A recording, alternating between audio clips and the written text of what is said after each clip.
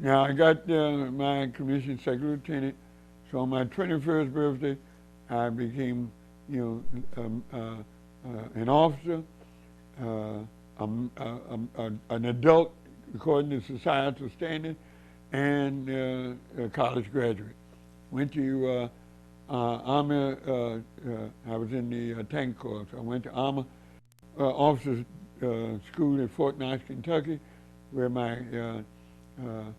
the state of which my college sweetheart, who was from Lexington, Kentucky, lived, and obtained my credentials as a tank platoon leader at the conclusion of that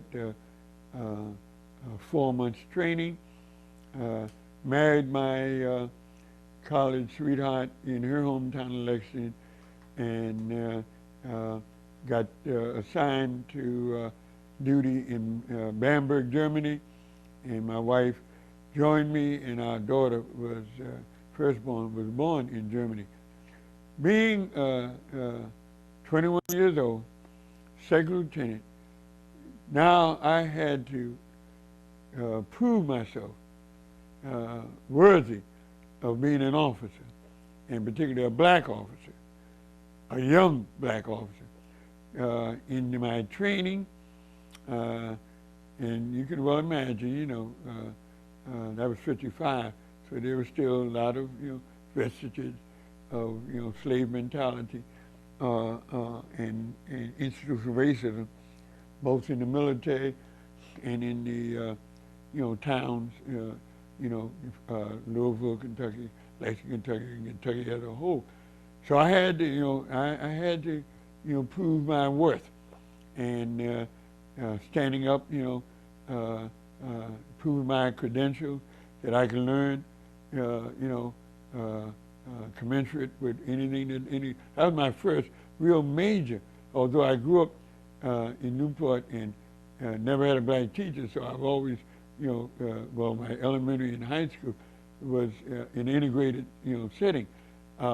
I really didn't. I mean, being around white students and being able to hold my own, academically, that really, wasn't that hard to do. I mean, I wasn't really, all that, tough on, trying to outdo somebody, getting good grades. But in the military, going to officer school, where everything is competitive. You're ranked, you're evaluated on, on everything by, your superiors, instructors, and whatnot. And so, I had to face, that challenge, and to prove that, I could learn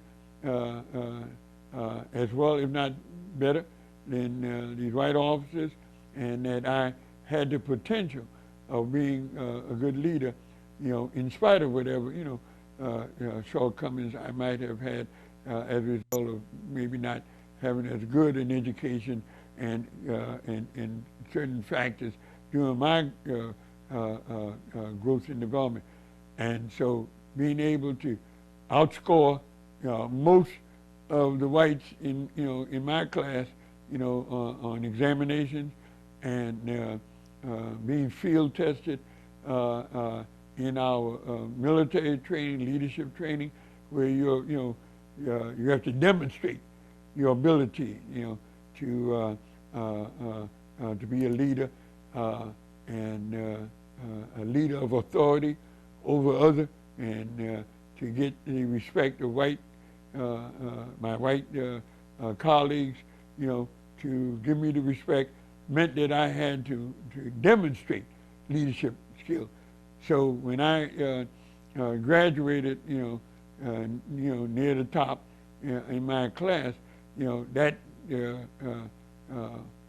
concretized, what I had believed, my capacity to compete and to be able to be successful.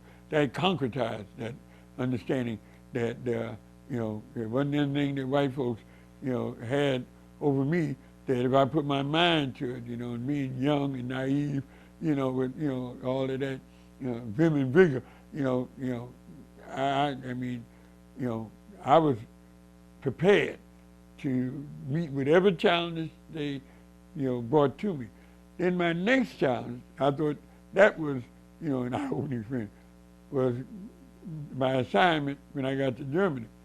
The company commander was from Tennessee, a racist to his heart.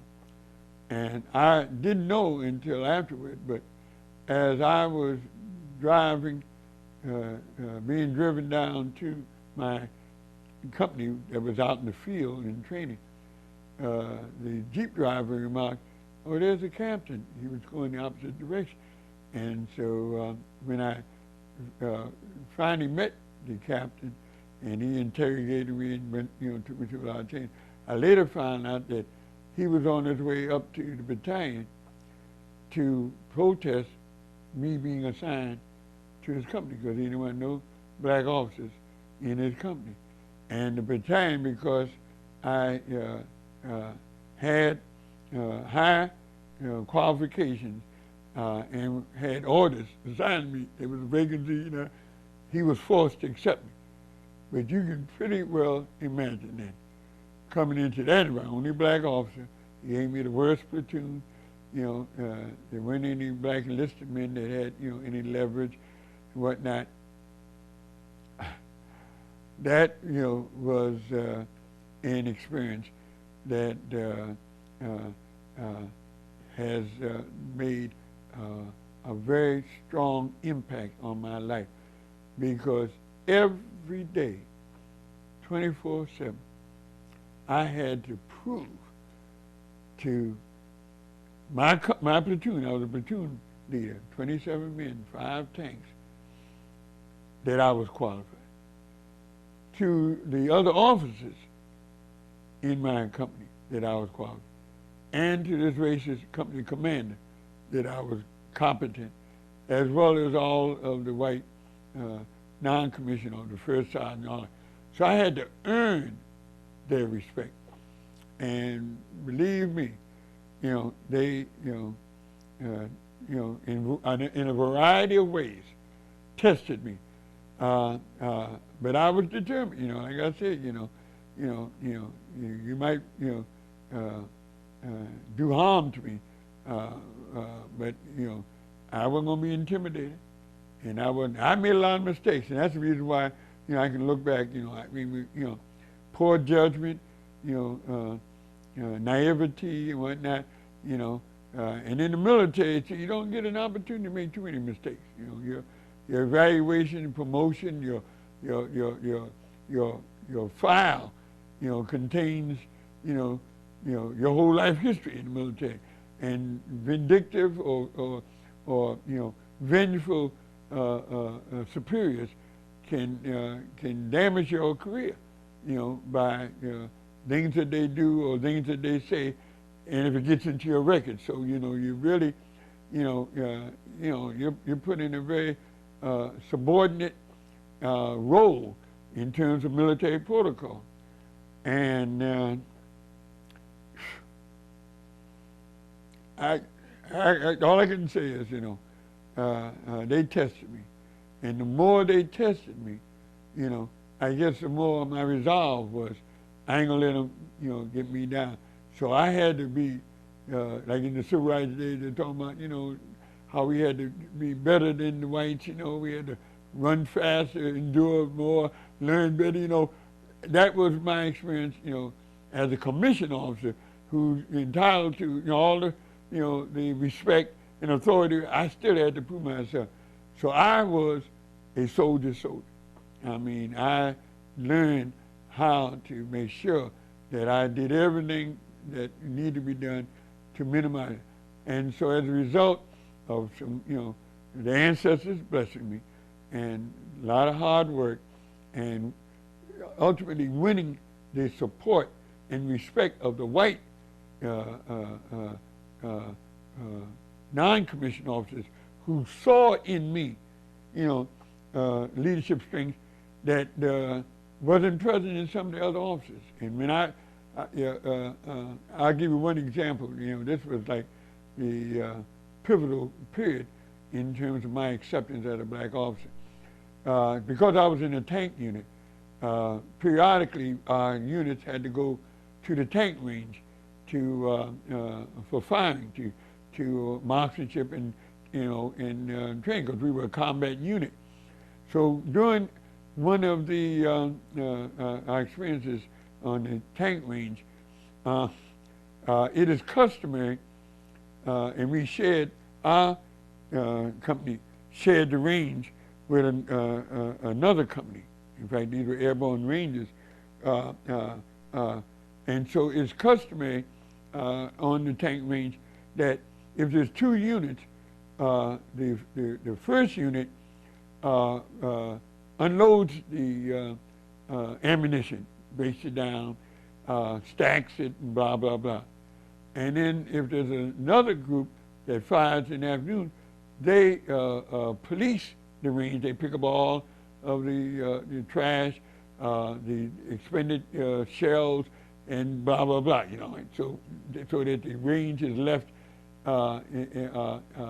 in a condition ready for the next group to come the next day. All right. Our company had broke down the ammo. So at the conclusion of the day, it was customary for the other company. For some reason, they were given permission to leave before policing the range. I don't know if they had, an assignment or something that meant, but they didn't police the range. And so the officer in charge of the range informed our ranking officer that we were going to have to police the range, right? And so when our ranking officer came back to inform, because we have 4 platoons, so we had 4 platoon leaders, and then the ranking, whichever the ranking officer is, has authority over all that. Everything in the military is based on rank. And so when he instructed us that we're going to have to police the range, right? And the other non-commissioned officers, they experienced, so said that that's wrong. We shouldn't have to do that, and that the officer should, go and tell the range officer, that that's wrong and blah blah blah. Well,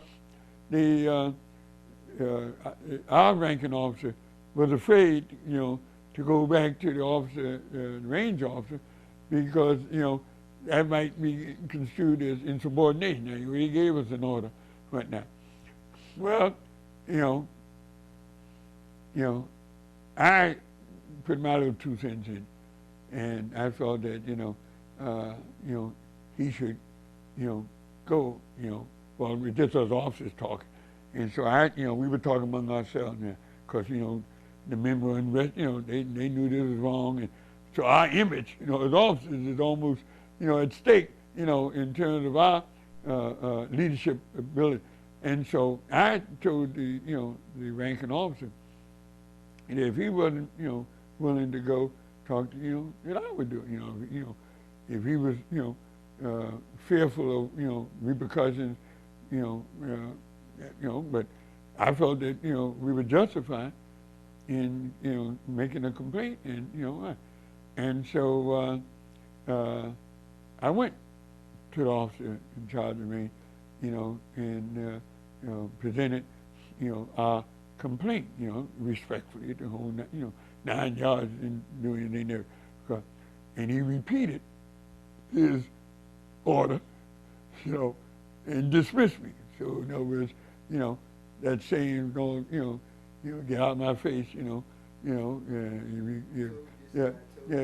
otherwise, it's, more will follow, you don't, so, I was, dutiful, saluted, and returned. But the non-commissioned officers, so naturally when I got back, they wanted to know what he said, I repeated. So even though the range officer did not change it all, those non-commissioned officers, I'm talking about these are seasoned veterans, these platoon sergeants, saw that I was willing to stand up for the men. In which if you ever been in the military as a leader, you know that that's the number one attribute of a leader. Look out for your men. If you don't look out for your men, they're not going to look out for you. And so you, as a leader, you've got to gain the respect and support of your men. And so when those sergeants and others saw me, the only black officer, the junior officer, taking a risk of going above my ranking officer to the, and taking a risk of a reprimand, something that could jeopardize my career now for questioning, made them, respect. Now, I did not know that this had, I was just doing, what I felt was right, wrong is wrong, our men should be respected as I can. That night, like I say, they never really, gave me no props, they was just, toleration and, respect because I was an officer. But that night in the barracks, we had officers' barracks, and non-commissioned officers, stayed in another barracks. 3 of the sergeants got drunk. I don't know it was because they got drunk that they got enough nerve to come over to the officers' barracks, to talk to me. But anyway, they came, because, they're used to drinking. I mean, when they're drunk, they can outperform some people that, are sober. So they came, knocked on my door in my room and asked, sir, we'd like to, have a meeting with you. And I, welcome them in, went down and said, I mean, one of them, he was lit up, he was so tore down. But they told me, they said, Lieutenant, what you did today is something that we know is worthy of respect. The way you stood up for the men and the risk you took. We want you to know, as non-commissioned officers, on behalf of the men, that we are proud of what you did and respect you for taking a stand. I mean, they're almost making me drunk with the alcohol blowing my face, and then they know they couldn't fraternize, and, embrace me or anything that would be not respectful. But they wanted to make it very clear that how much they respect, and that they were on that they told the men that they were going to come because they talked among themselves, because they knew it was wrong and the men knew it was wrong, and but they couldn't be critical of the other officers because then that's disrespectful to them, But they wanted me to know that as non-commissioned officer, from that point on, I mean, because for me as an individual, that meant all the difference in the world, whether or not to come to commander, like me or that, but that the men saw in me, something that was worthy of respect. So for the remaining period of time, I was overseas for 2 years, they gave me a lot of respect. And that's very important because, like I say, in the military, there are all kinds of ways you can get sabotaged and misused. So that was a pivotal period in my military career because that told me that white men who aren't under my direct command can respect me if you carry yourself. So my military career, I left the military in '57, joined the National Guard, and spent 13 years, 11 years in the National Guard, rose in rank, got promoted every promotion on time, became a captain of a rifle company. I went on duty at the rebellion when Dr. King was assassinated in '68. I had the top-ranked infantry company, 220 men, for several years. I was a soldier. I had a very powerful military career.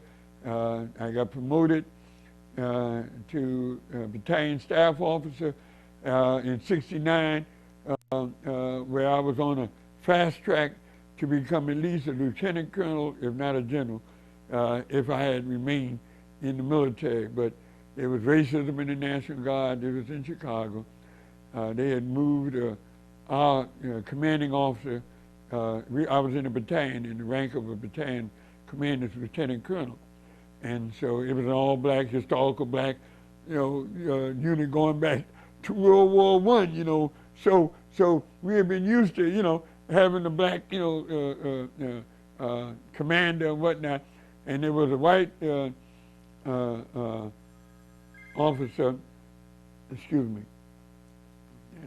They're trying to run that because that's significant in terms of. You said you talking about your career in Yeah. the Guard. Right, and that this was our unit was historical black unit, and the regiment, which was off headquarters, which was downstate in Illinois, had a white officer that they wanted to promote to lieutenant colonel, but there was no vacancy formed in any of the white outfits.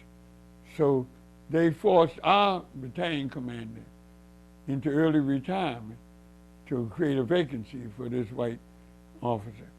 Well, that didn't sit well, as you can imagine, with the black officers in our unit. And so we were organizing a protest. This was in '69. And we had been federalized to go on active duty, but my political consciousness had changed from '68 to '69. When I was, we were federalized in '68. Mayor Daley gave his infamous order, shoot to kill. And so I took 220 men on to the west side in my area for patrol was the area where I taught high school. And so the students who I had, established camaraderie, I started teaching frag in '63 for 5 years as, a brother, a relevant teacher. Now I put on my military uniform and ready to blow them away because I have the authority based on what Mayor Daley. And so between '68 and '69, my political ideology changed. Yeah. That meant that I began to see the role of the police and the military as agents of oppression. And so I could not feel comfortable with attacking my own people. But by that time, '69, I had been advanced to a position that would have provided me with a promotion to major. I was made S2, that was Battalion Intelligence Officer, top security clearance, and had gone to school to be the Battalion Intelligence Officer to learn riot control and all of the things of how to contain our people. But because my consciousness had changed, and with the introduction of this white officer, I and several other black officers were in the process of protesting. Well, I refused to report for duty when they were put on state duty. But when they were federalized, they sent an officer over to my house to explain to me, if your unit is federalized and you refuse to report, they will put you in Fort Leavenworth jail for not only, well, you will be sentenced, as, one who disobeyed, federal law. And so I had to make a decision whether I could be beneficial to the movement from a jail cell in Fort Leavenworth, Kansas, or in the streets of Chicago. So under protest, I reported to my unit, and but I was no longer in command of troops. I had a staff position, so I had my S2 staff. That was my responsibility. So I refused to leave the command post for the entire period of time that we were on duty. And I made up my decision, along with these other officers, that we would submit our resignation as soon as we were taken off federal duty as a protest track. Well, after we were federalized, taken off federal duty, I submitted my resignation, and there were about 10 that were supposed to do it. All of them backed down. So I was the only one that submitted mine. And so May of 1969, I ended 13 years military service and became now eligible to wage the struggle that was I was destined to wage on behalf of my people. So in spite of my, very beneficial military career, I mean, I learned a lot, I achieved a lot, I accomplished a lot. It was time for me to shift gears. I became a nationalist. Shortly after, I was leaning toward nationalism when I went to March on Washington in '63. I worked in the community in Chicago to help develop an organization that later became known as the Woodlawn Organization. I lived in Woodlawn, and I was part of the organizing core that developed the block clubs that was the initial vehicle by which we brought TWO into existence. Back of the yards. It was his organization. Saul Lynch, back of the yards model that they, after they succeeded over on the other side of Ashland, then he sent he trained a group of black clergy and other social workers in his method, and so they began the organizing in the Woodlawn area. Since I lived in Woodlawn, there was a white boy that was assigned to my neighborhood, and so we engaged in dialogue about the method of block club organizing, and I became the block club representative, and was trained in that method, and so from the initial stages, I mean, we didn't have an organization. It was just block club organizers that met periodically to discuss what we were.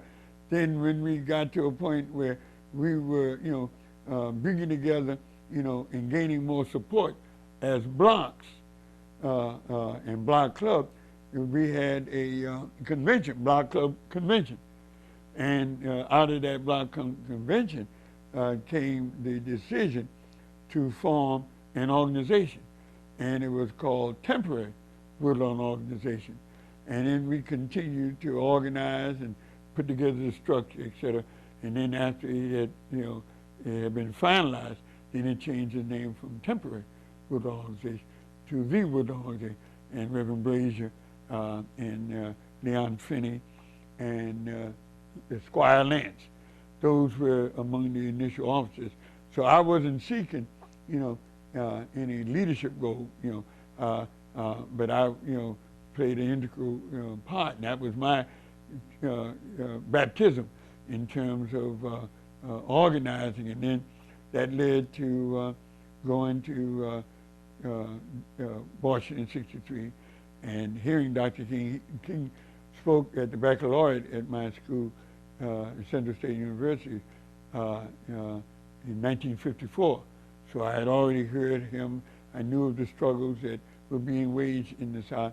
So being there as an official representative for the March on Washington, I made a decision, as Dr. King told all of us, to go back home and, and organize in your community to overcome racism. And so when I got back, I began working more with the Woodlawn organization, and one thing led to another, so that I also made a decision to go into teaching. I left my career in biochemical research at the University of Illinois Medical School to go into teaching in September '63. So my consciousness was rising in terms of the civil rights movement, though I was not an advocate of nonviolence. My whole thing was military, and preparedness and all that. I had a great deal of respect for Dr. King and the civil rights workers because of their commitment. And so by '68, I had had enough community work. I had been a part of the National Guard and leadership development. So when they took King in '68, I made a decision that I was going to now step up my activism.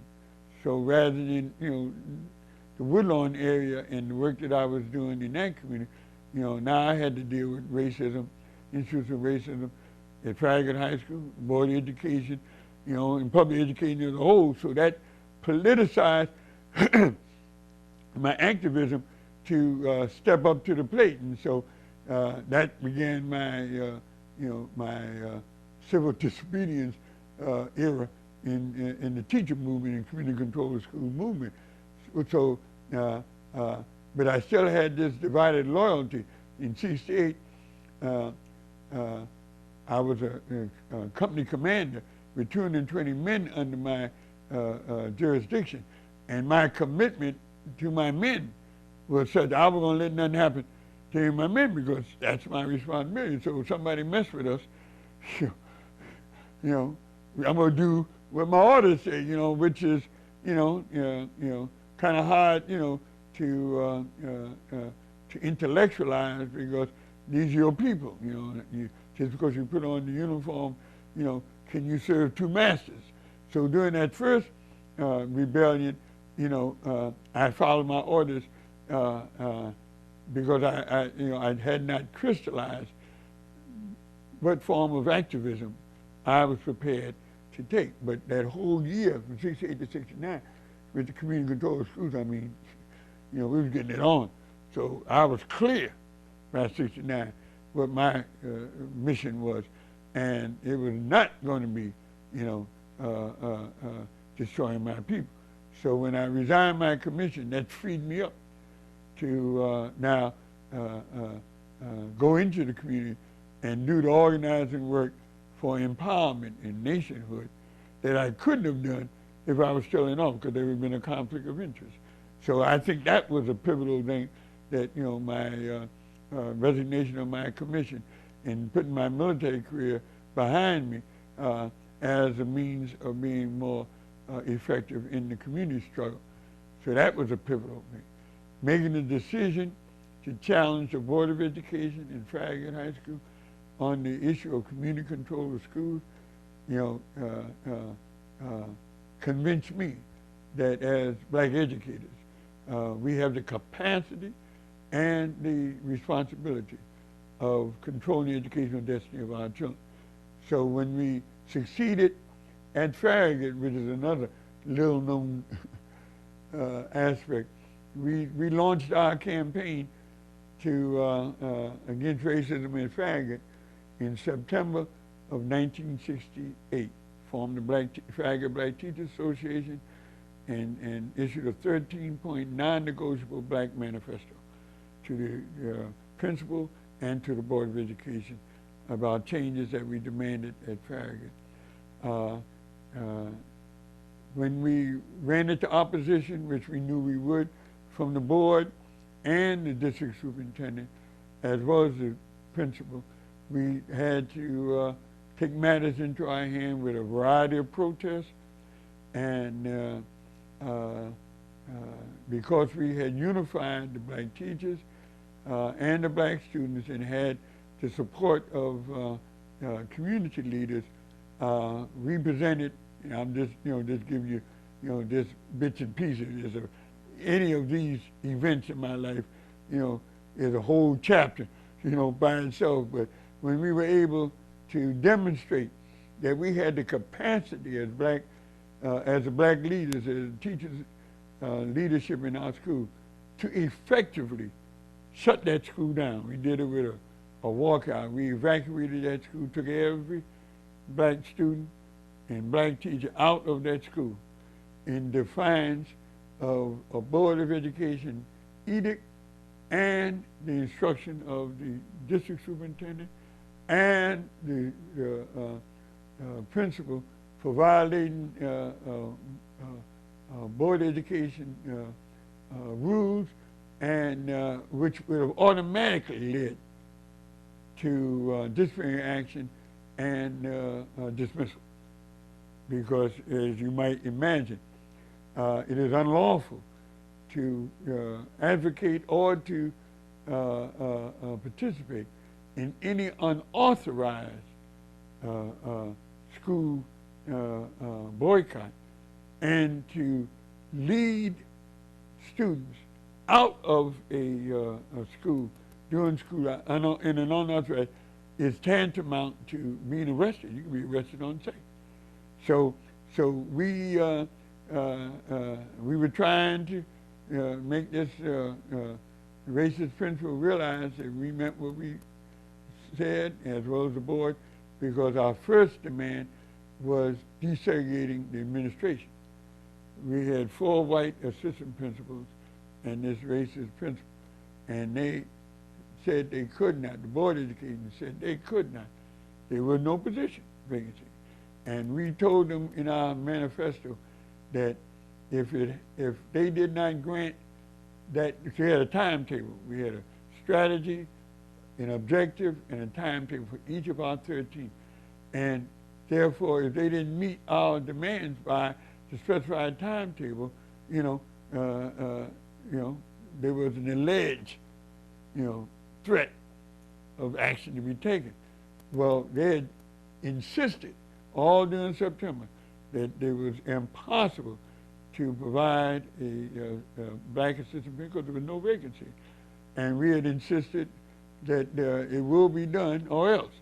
And so 2 days before the deadline, to convince everybody as well as ourselves that we had the capacity to challenge and to uphold our challenge, we called, instead of having, a boycott in which we wouldn't come to school, we would come to school and have a walkout and challenge the board and administration to meet our terms or else. And so that was our first major event. And when the district superintendent, principal called the district superintendent and told what was happening, the district superintendent told the principal to put me on the phone. He wanted to talk to me. And they sent a clerk out, because we were standing across the street. We said, the school was unsafe. We were going to evacuate the school until further notice. And so I sent a clerk out, said that the principal wanted me to come and talk. I said, I'm not talking to the principal. He's got to meet our demands. So she went back and reported him. He called the district superintendent. He said, Charles, that's, that was my legal name. Harold Charles is defiant and refused to come. The district superintendent said, give him my instruction and I want him to talk. I wanted to talk to him on the phone. Sent the clerk out again. I said, I'm not talking to anyone until our demands, have been met. And particularly this was the first demand. And so he became, well, rightfully so, extremely concerned because we had 20 enrollment, about 2,200 students, more than the whole population here at Port Gibson. And it was orderly. There was no, disruption. I mean, we had gang fights, all kind of mess up the school, where, they're showing up, all out brawls and, virgin on riot and all that kind of stuff. But to see 2,200 students, orderly, quietly, in a protest one night, convinced the district superintendent that if we had that power to be able to do that, then probably, most likely, we would have the power to carry out any other alleged, threats that we might. So he told the principal to send, he dictated a message to the clerk, right, where he guaranteed me that if I brought the students back into the school orderly, and there were no further, disruptions that day, he would meet with me the next day in his office to discuss our terms. So having this in writing, and knowing that we had forced a concession, we took the students back in and maintained the rest of the school. The next day, I had formed a teacher action committee, 6 black teachers, and we operated as a collective. So I brought all 6 teachers, and we met with them. And when he realized, the seriousness of what we were, because see, back in those days, were you in Chicago in the late 60s? When the black students were having all kind of demonstration, they were getting it on throughout the city. He clearly understood that there were at least 2 pathways that were open. The orderliness that we had been able to accomplish, or the disruption that were happening in other schools, of course, particularly high schools across the city, where they were having confrontations in the school, whatnot. So he made the call to the Board of Education and explained the seriousness that we had the capacity of virtually shutting down Farragut, and or doing it peacefully or non-peacefully, depending on the degree of violence.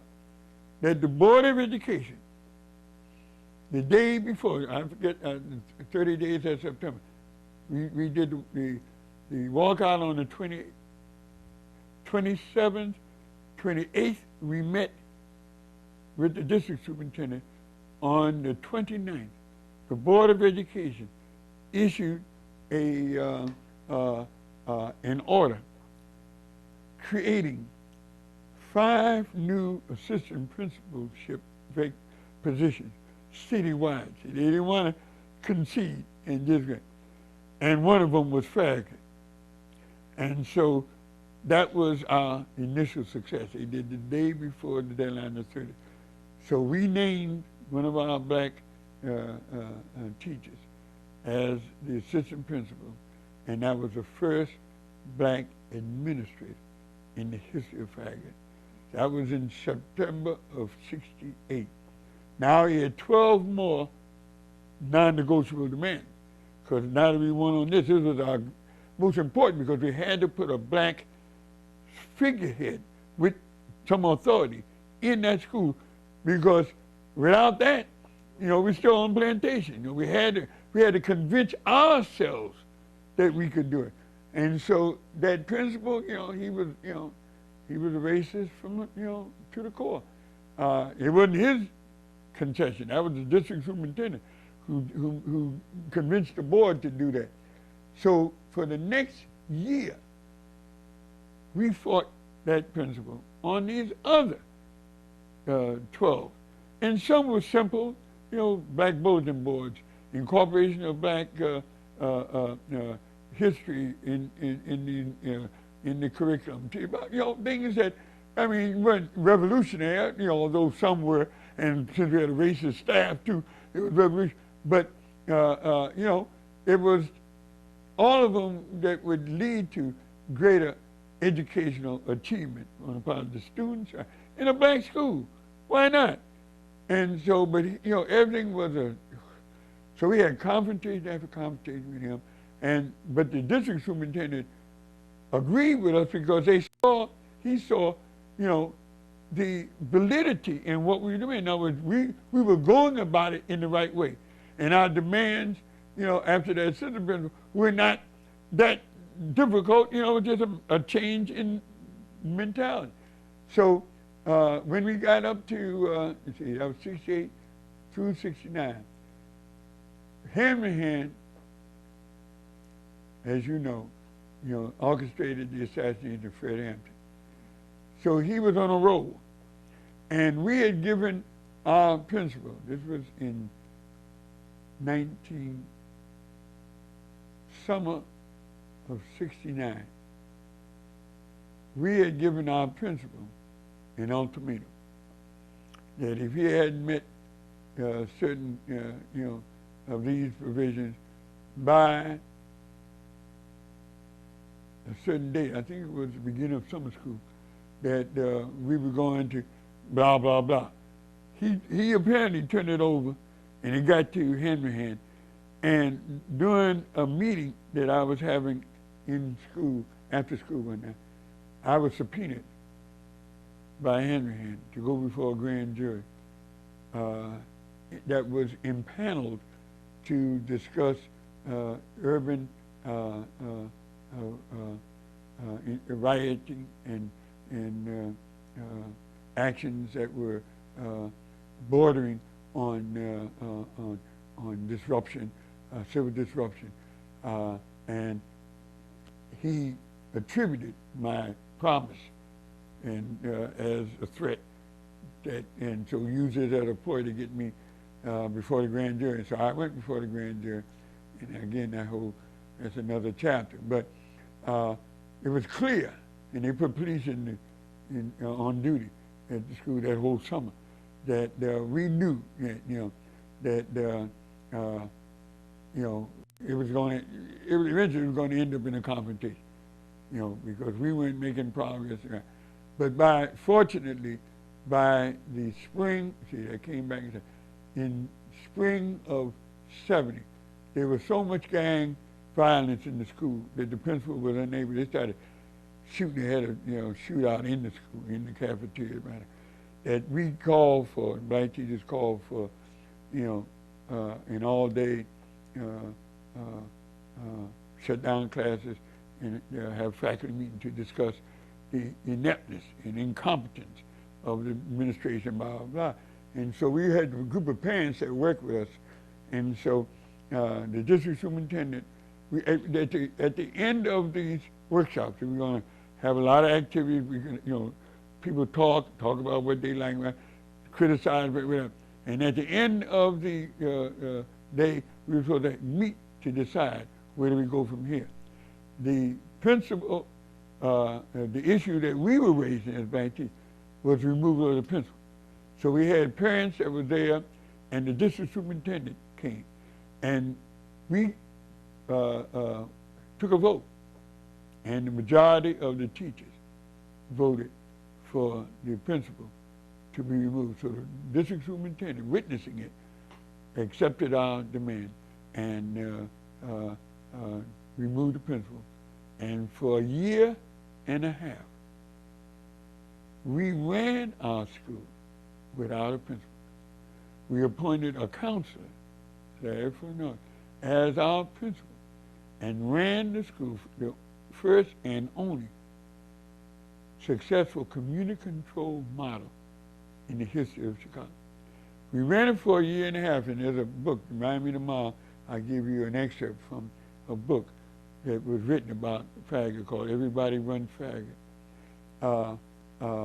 The principal union, principal association, filed a lawsuit against the Board of Education, saying that the board was denying employment by not filling that vacancy at Farragut. And the board was fearful of this lawsuit because, in fact, this was true. The only school that wasn't manned by a legitimate principal. And so they through the district superintendent in the areas, negotiated with us that they were going to have to assign a principal. So we accepted the fact that we weren't going to be able to hold out any longer, but we demanded the right to select whatever principal. So we created a principal selection committee, and for the next 3 principals that came to our school, we selected them, interviewed them. So that era of community control of schools was, for me, that's where we took on the local school, the district, the area superintendent, the general superintendent, and the board of education, put our jobs on the line and were successful. And then the ultimate victory in terms of my Africanization was creating the Shule Awatoto.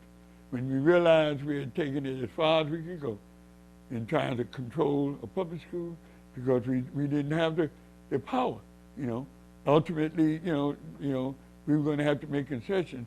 Then I realized that if we couldn't control a public school, that, we were going to have to create our own educational models. In February of 1972, my Black Student Alliance members, high school students, 16 and 17-year-old sisters, started the Shule Awatoto as a Saturday academy.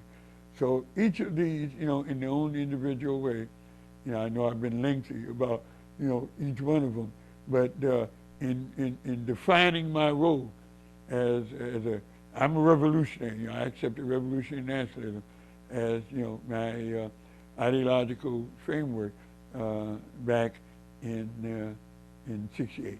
I made a decision that once they took Dr. King, they killed, a dreamer for having the courage to live his dream.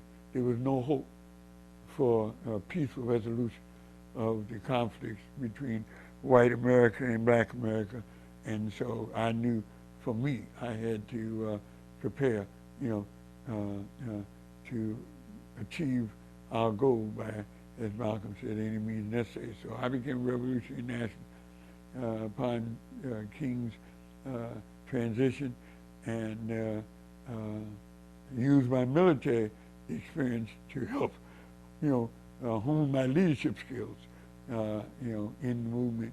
And I've, been blessed by having the opportunity to be in association with, some tremendous, men and women and young people over the years, that have, stayed in the trenches and, struggled to bring into fruition, our nation in process. So that, in summary, is, I guess you could say, some of the pivotal experiences that, each on their own but cumulative, helped to shape my political awareness that has enabled me to, persevere for over 4 decades. Because once I embarked on that, then it was clear, what I needed to do and how to work in, cooperatively and collectively with other brothers and sisters to achieve our goals. So tell me about this one particular initiative called the African Community of Chicago. What was it? What was your role in it? What was his, Well, I'm trying to think of what year we started this year in '72. We formed the Pan-African Federation. Probably, our first, I knew. We started shooting in February of '72. We formed, there was a Pan-African Federation of independent schools and community organizations, 5 groups. Shule, New Concept Development, which is part of Institute of Positive Education. The Arusha Conakry Institute, which was Ruhr series Pan-African organization of Nkrumah. The Republic of Africa, Chicago Consulate. The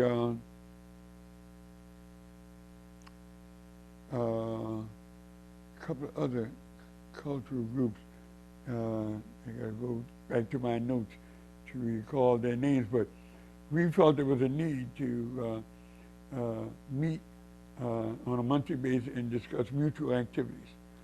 So by that fall, we were having, much success because we were pretty much on the same wavelength of having, collective activities at different times of the year. So I wrote a proposal. Kwanzaa was new to Chicago, and I had witnessed it a couple of years ago on the west side with a brother who had witnessed it out out in California and brought it to Chicago. His name was also Hannibal Barkar Shabazz. He had an organization, All African People's Socialist Union on the west side. So I was familiar with Kwanzaa. So I wrote a proposal to the Pan-African Federation that we sponsor an event that would bring the African community together in celebration of Kwanzaa. And so we selected Umoja the first day. And we, as a collective, as a collective committee, began working on the details. And we wanted a place big enough, that, would be able to accommodate our community. But it was no, let me see, we wanted, well, typically, and let me backtrack, the feast, the Karamu, is held on December 31st, which is New Year's Eve. And then the last day, Imani, is your family members running. When we tried to find a facility available New Year's Eve, as you can probably imagine, all of them had been booked in advance because New Year's Eve party. There was no facility available. And so the only place that we could find was, I got, getting up in age. It will come to me, the location over 75th east of Stony Island. The early name.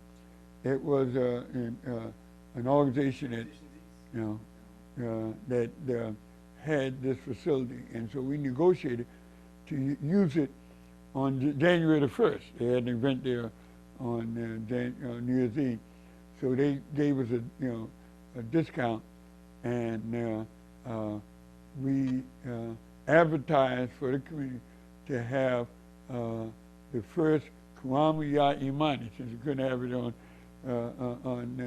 the 31st, we call it the Feast of Faith. And so each of the shoelays did a presentation. It was a three-part program. First was the shoelays presenting their youth. Then the middle part was a spiritual ritual, candle lighting, etc. And then the third part was the food, the feast. So it was so successful. The names almost kind of pop on my tongue. That became an institution for the Pan-African Federation to sponsor.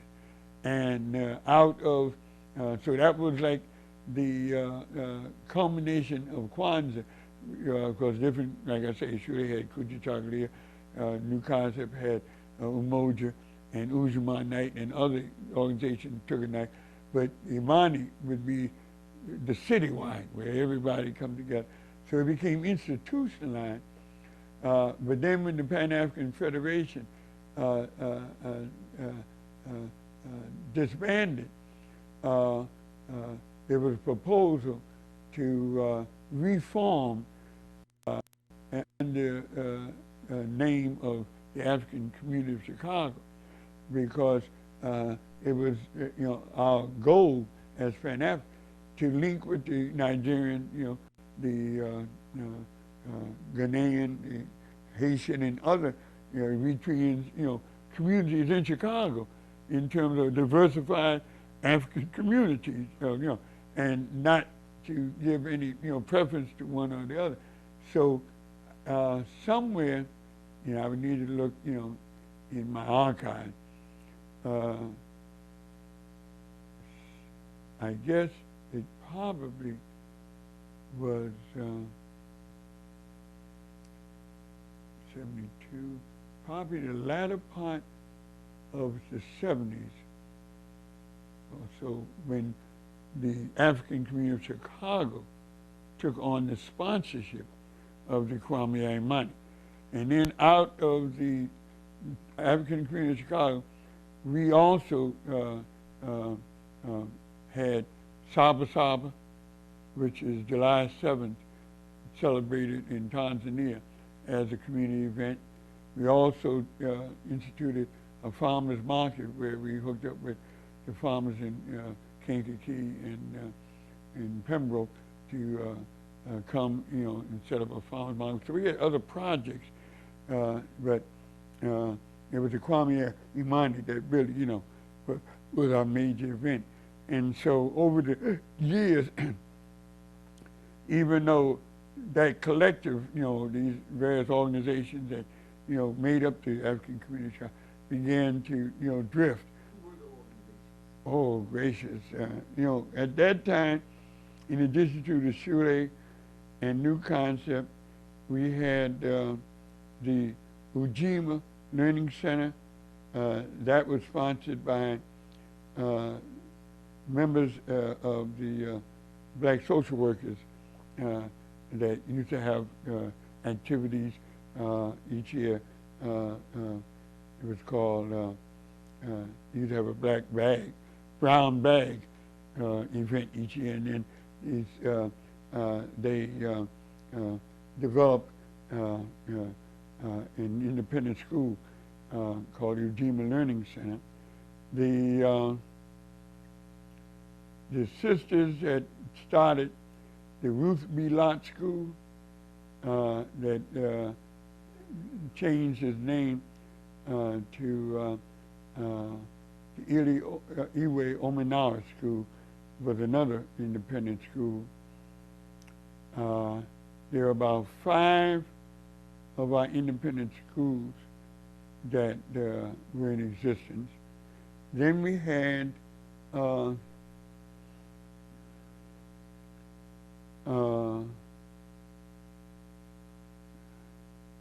Republic of New Africa, trying to remember people and organizations, Phil Coran and his African Heritage Ensemble.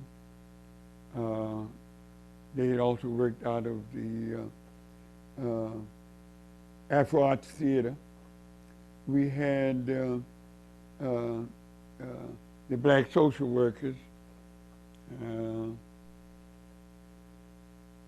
We had the Association of Black Historians, that was Andy Thompson, and the Community.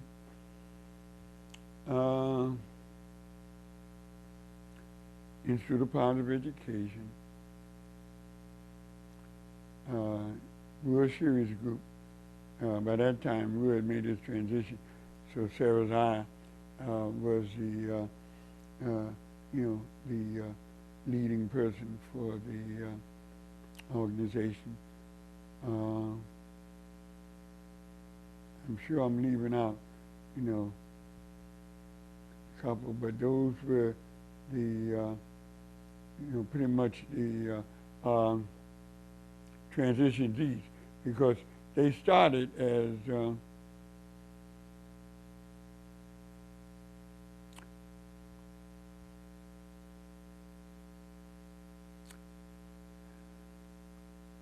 it was a name. I tell you, that's why we need these archives, because this is history that is very important. they had an acronym